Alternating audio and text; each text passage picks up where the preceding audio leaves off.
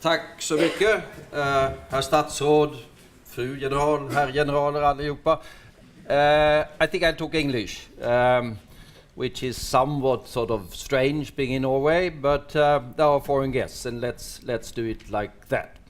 I was very inspired. I was interested in what the minister had to say, particularly about the harmonious relationships that you seek to establish with the great neighbor to the east.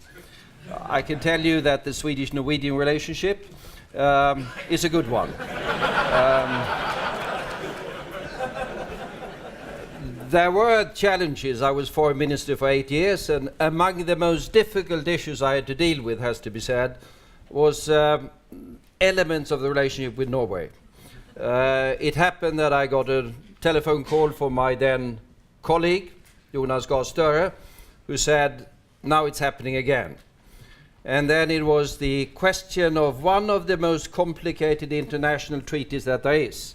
I don't know if you are familiar with the details of Renbeteskonventionen, which is the treaties which has been different versions of it for a couple of 100 years, which regulates the rights to herd the reindeers across the national boundaries. This has been perfectly accepted by the Swedish and Norwegian governments for X numbers of decades, indeed centuries, but I think both of our governments have had extremely difficulties getting the reindeers to accept it. And the task of diplomacy has been, in this particular case, to prevent the unruly behavior of the reindeers from having a negative impact upon the bilateral relationships. I think we overall succeeded with that. I think the problem is familiar in the north. But I'm supposed to talk about the wider global issues, the global order or the absence of a global order. And briefly, just with the historical perspective, there is always either a global order or global disorder and a balance between them.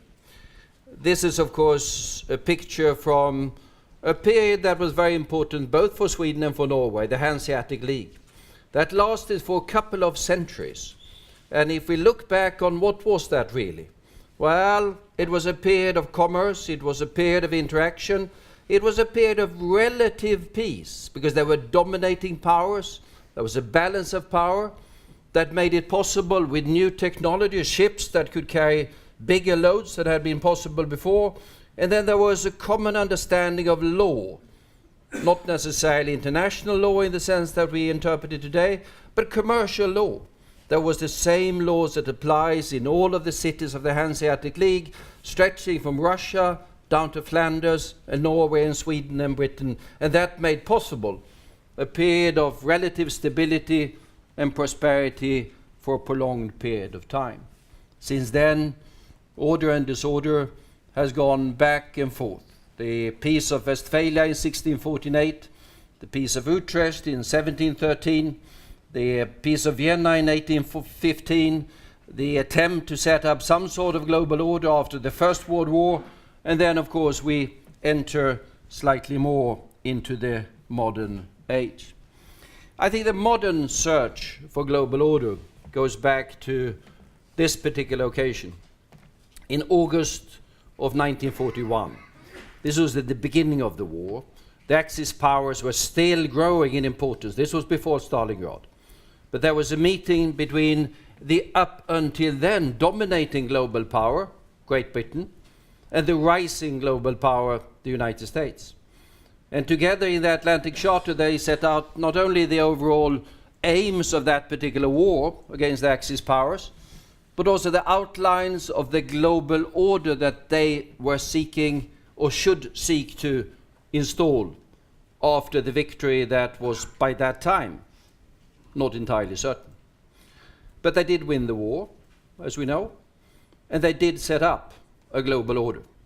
They did set up the United Nations, and even more importantly, a network of different other organizations, the Bretton Woods organizations, the World Bank, the International Monetary Fund, the General Agreement on Tariffs and Trade that later evolved into the World Trade Organization, in all different areas, global organizations to create what turned out to be what we refer to sometimes as the liberal global order.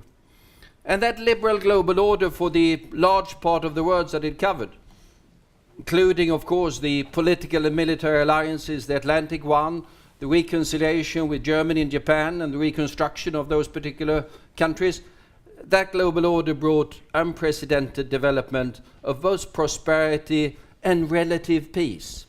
It wasn't the complete absence of war, certainly not. But relatively speaking, in a wider global, longer historical perspective, the relative absence of major wars for a prolonged period of time.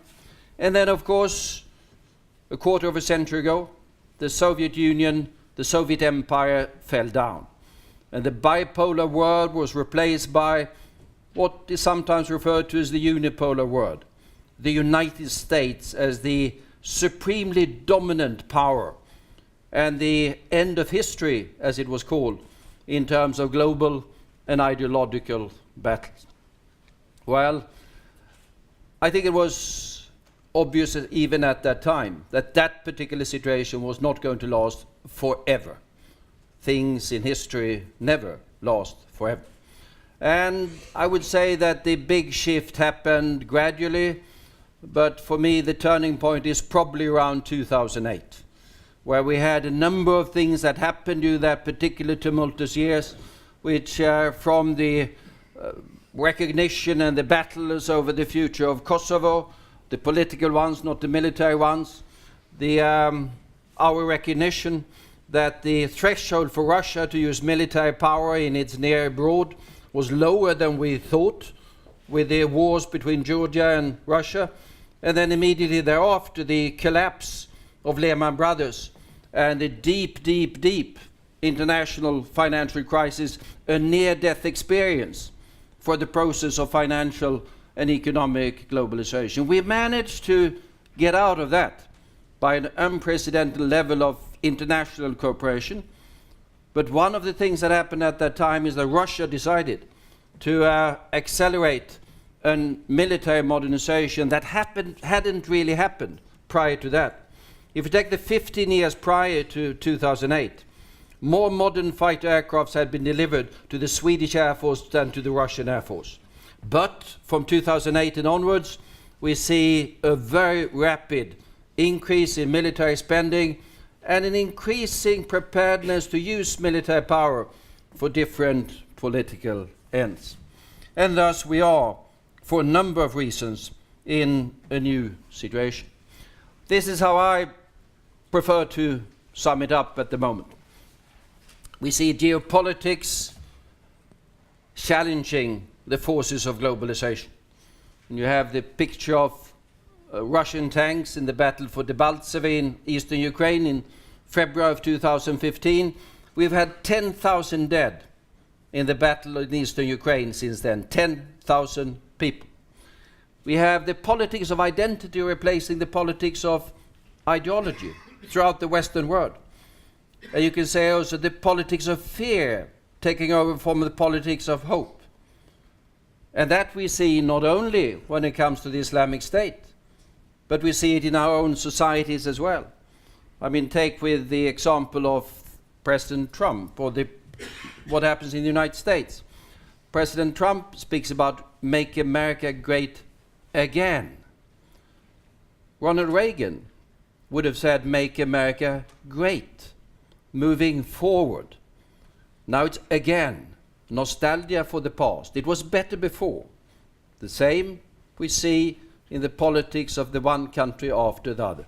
The politics of fear, the politics of identity has replaced the politics of ideology. And then, which I should not deal with too much because that's a speech in itself, we are in the end of the industrial era and the beginning of the digital era. And we are just in the faint beginnings of that. We are, if we compare with the age when we went from the agricultural period to the industrial period, we are probably in something like sort of the second generation of the steam engine. And those that were wondering about the marvels of the second generation of the steam engine, they hadn't a clue what would happen in their 200 years to come. And we know very little of what lies ahead of us, in spite of everything that has happened since this particular era started. These three forces are changing our world. If we look at the different actors on the global scene, it is natural, of course, to start with the United States. The hitherto dominant power, but a power that has begun to change and begin to question its own policies. I'll not go into the different quotes that I can give you about from the President of the United States, but this is the national security strategy that they, after some internal turmoil, managed to produce a couple of weeks ago. It's an interesting document, and it's a very different document from the documents that we've seen coming out of Washington previously. And the key difference is that while every single national security strategy of the United States previously had talked about the search for global order, of the one sort or the other. Liberal global order, or international global order, or the one American-dominated global order, but global order has always been there. The word global order doesn't figure any longer. Instead, it is based upon the view that peace, security and prosperity depends on strong sovereign nations that respect their citizens at home and cooperate to advance. It is the competition here, and then you see that it's not that one sees that the global order has brought good things to the United States. One sees that the global order has brought bad things to the United States, and one needs to revise in different ways the global order. A United States that competes with other states that competes, that is, if there is any vision of the global order, that's it. Now that might sound good from the Washington point of view. It's somewhat different from a European point of view. Because from a European point of view, sovereign states competing with each other without any overriding order, that's what we've seen in Europe for centuries. And that is really what has produced wars. And that has also led to the European search for some sort of global order. So a shift in perceptions, that is important. The national defense strategy that came out somewhat later is also important and interesting. It is interesting in the sense that it says that now it is no longer the war against terror that is dominating. Now the primary concern in US national security is interstate strategic competition. Well, that's a recognition of the fact that now it's geopolitics that is back in business big time, and that dominates everything. And then is the re-emergence of the long-term strategic competition with China and Russia. Should be said in parentheses that this particular document coming out of the Pentagon does talk about an international order. There's a different tone from the White House and from the Pentagon, interesting enough, which does sort of portray some of the debates going on. The big thing happening, or has been happening during the past decades, is of course the rise of China, which gone from when I started to do politics, it was poor dictatorship, completely isolated from the world, didn't exist on the international markets, to put it very briefly. That is no longer the case, mildly speaking. Now it is a rising, confident power. And the relationship, of course, between the United States and China, that is the relationship between this still dominant power and the rapidly rising power. And what happens between them will decide a lot of what happens in the world in the years to come. This is a picture which I love for X numbers of reasons. But I can tell you that this attention was brought to this, for me, to this picture by a man coming out who had just been to Moscow. He is fairly well connected, or he is part of the Russian leadership in some sort of way. And I met him, and he said, this was after this particular visit, and he said, they are absolutely dead scared in Moscow. And I said, dead scared in Moscow? What are they dead scared about in Moscow? About this particular visit. Why? Well, he said, no Soviet or Russian leader has ever been giving a dinner in the Forbidden City in Beijing. No Russian or Soviet leader has ever been giving dinner in the Forbidden City. And for Moscow, and I think they're right, this is a clear sign of the priorities of China. Russia is there, fine, among with other countries. But it's the relationship with the United States that counts. And you see the confident power and the somewhat surprised power at what's going on. And that picture accordingly tells quite a lot. And China is confident. This is Xi Jinping at the anniversary of the People's Liberation Army, the great military parade that he had, whatever that was, 3-4 months ago. And then it's a quote which you can't read, and I can't read it either, but my people tell me that this is from his speech to the Party Congress that says, military is there to fight wars. Could be translated, if we are kind, to say prepare for war in order to safeguard peace. But it's a fairly, slightly more brutal way of pointing it out. And military power, which was fairly low down on Chinese priorities previously, is gradually rising, and the way that they portray it also in public is also very different now from what it was before. They are step by step building impressive capabilities.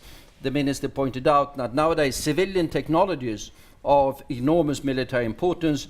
They are investing, for example, in artificial intelligence more than all of our European nations taken together at the moment, and that is just one of the technologies. This is, in my opinion, the single most important thing that we need to know about the security of Europe ahead. The security of Europe since the Second World War has been a function of the Atlantic Alliance and the different other relationships that have been associated with it.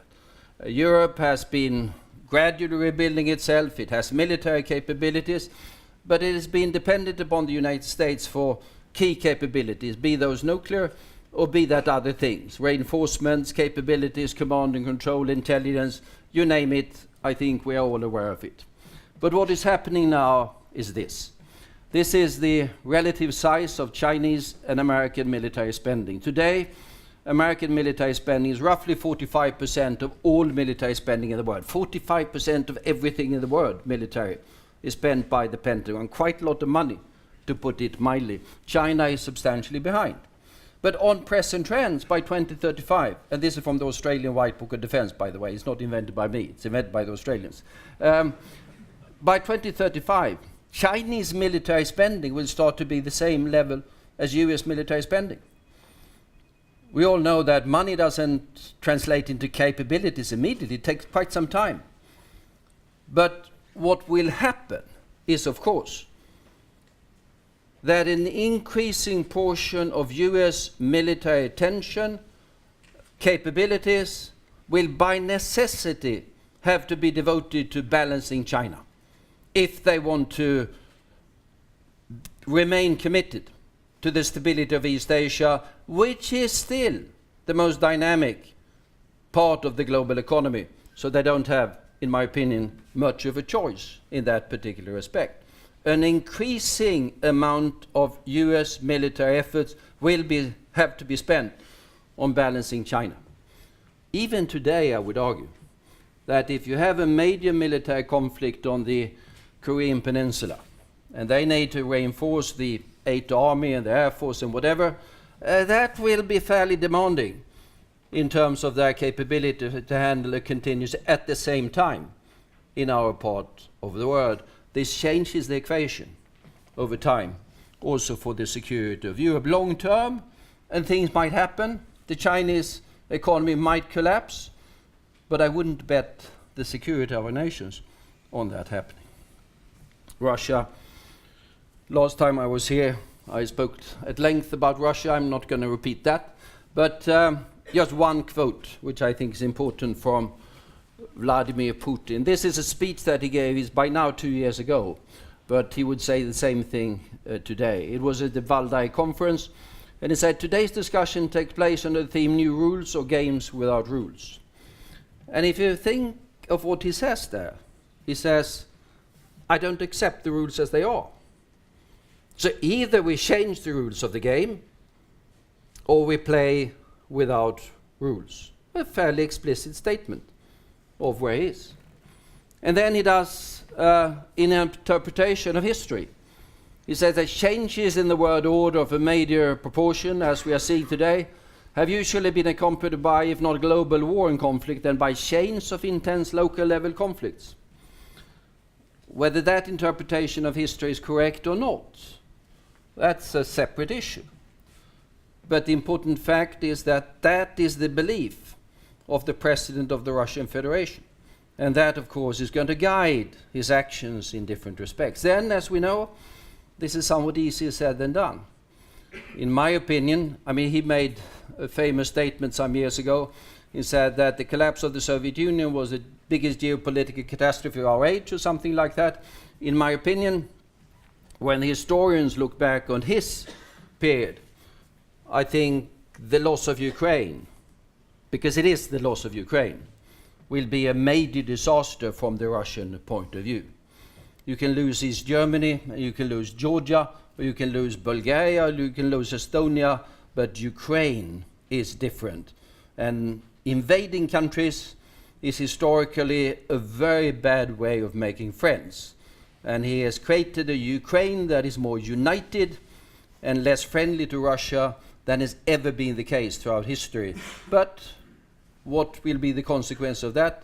What will be his next step with the military means at his disposal? We don't know, but we have every reason to be concerned.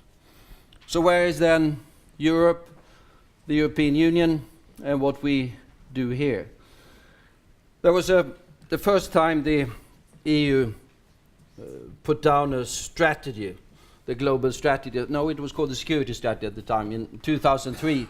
It started with a famous phrase, which I've nearly forgotten, but it's something like, Europe has never been as peaceful, as prosperous and stable as it is now. Which was in 2003 roughly true. It was roughly true in 2003, but it's clearly not true today. And this particular document, which is from 2 years by now, talks about the disorderly and dangerous world that we are faced with. From the European point of view, of course, we want to promote rules-based global order. That's fairly natural. We can't dominate the world. We need to be dependent upon a world where there are rules that everyone abides by the one way or the other. We have an interest in promoting agreed rules to provide global public goods, contribute to a peaceful and sustainable world, a rules-based global order. But increasingly, of course, an emphasis on security and defense widely defined. EU is not NATO, it's not a military alliance, but it is a security alliance in terms of defense efforts, cyber, counterterrorism, energy, strategic communications, and as you know, more and more of efforts in the European Union is going into these widely defined security-related issues, from migration to terrorism to cyber to hybrid war, often in close cooperation with NATO. And in certain areas of the global order, of course, the EU is a very strong actor. Global trade order, global interaction in the economic sphere is extremely important. And what has happened as the United States has backed out of the TPP and is questioning every single trade agreement they have. Let's see what comes out of it, but that's the way at the moment, is that the European Union is concluding trade agreements with a speed that we've never seen before. The Canada agreement, the South Korea agreement, the Mercosur agreement, the Japan agreement, the Mexico new agreement that is coming, and of course the EU is the biggest trading partner for 90 nations around the world, competing with the Chinese. And in that sense, the EU has a role in upholding, defending, and promoting a global order. But our Europe is situated where it is. And these are, I would say, the areas of concern that are there. An arc of instability, disorder, and dysfunctionality, where we can't predict what's going to happen in these areas in the years to come, The only thing I can predict with certainty is that it's not going to be as it is today, because the combination of lack of legitimacy of regimes, of economic and social factors, of the politics of identity and of unresolved issues means that the instability that we've been seeing in this region is bound to increase. I'm not quite certain how many wars we have here at the moment, but we have Afghanistan certainly, we have Yemen absolutely, most certainly, we have Sinai Peninsula you can discuss, but I mean Iraq is not particularly stable, Syria is not good to put it mildly, Libya is not a shining example of stability either, all over the place. And the particular Swedish symbols there are only the places where, as a foreign minister, had to take a decision to send sizable Swedish military operations. The same picture would be there with the Norwegian flag, I'm quite certain. But they are all, it illustrates fairly graphically how we have been, even our small nations are now forced into, for our own self-interest, stability operations in our periphery in areas that are likely to be unstable for a long period to come. And this is different from the geostrategic battles between the Russians and the Chinese and the Americans, which is more in old power terms. This is a more complex, you can call it multi-domain battle, but a lot of these battles are fought not with cyber primarily, but with very more rudimentary weapons. But even those weapons can get millions of people to flee and states to collapse and ideologies of hatred and evil to spread in ways that are dangerous deep into our own societies. So what can we do? Well, at the moment, from the European point of view, of course, trying to preserve what is there as a global order in different ways.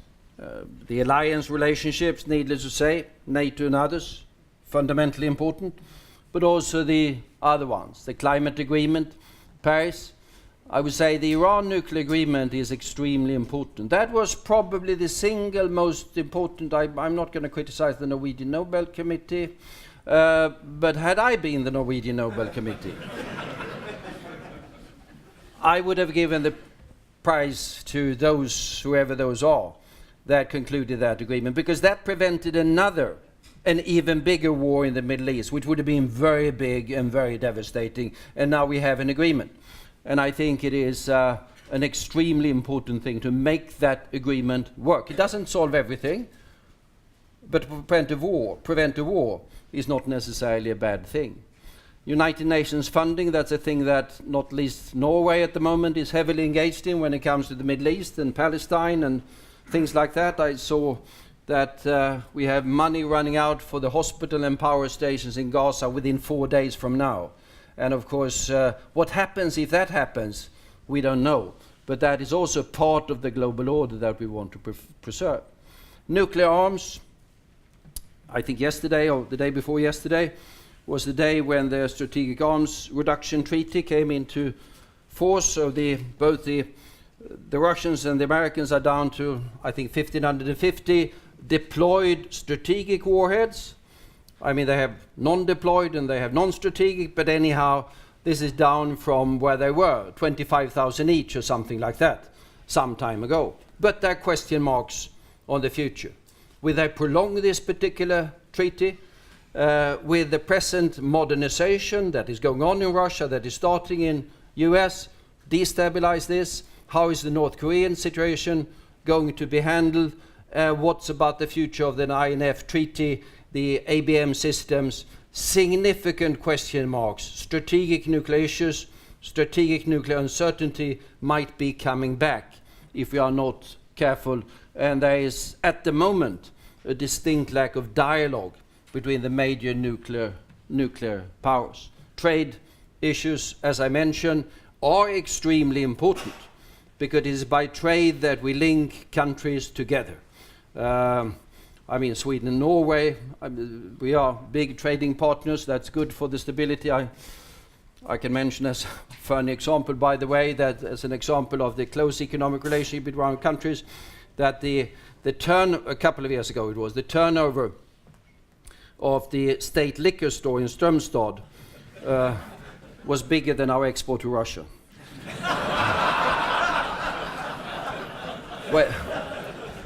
Whether this should be seen as a major contribution to peace, I don't know. But it's anyhow worth noting the closeness of that particular relationship.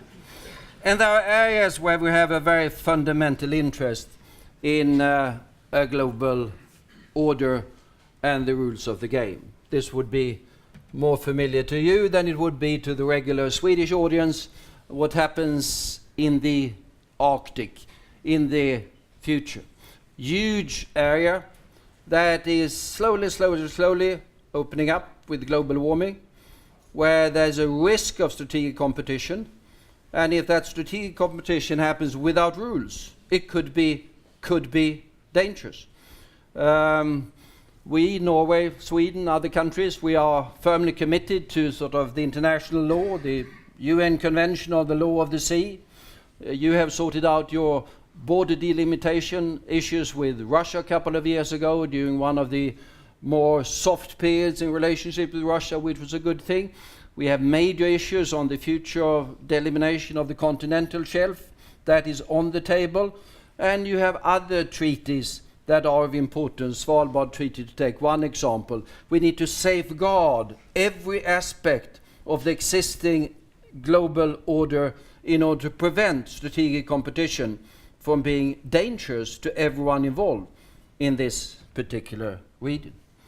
And then this region, or whatever we should call domain is the word, I understand, cyber, which is what at the moment worries me the most. Because this is where things is happening in the world today. Global trade has been fairly flat in the last few years, but global cyber flows plus 45 times in the last 5 years. Within 5 years, 95% of the population of the world will be covered by mobile broadband networks with the same or the better capacity as we have in Europe today. Enormous flows of data, of information, of good things and of evil stuff. And nothing of this is really regulated by international law. Some things are happening.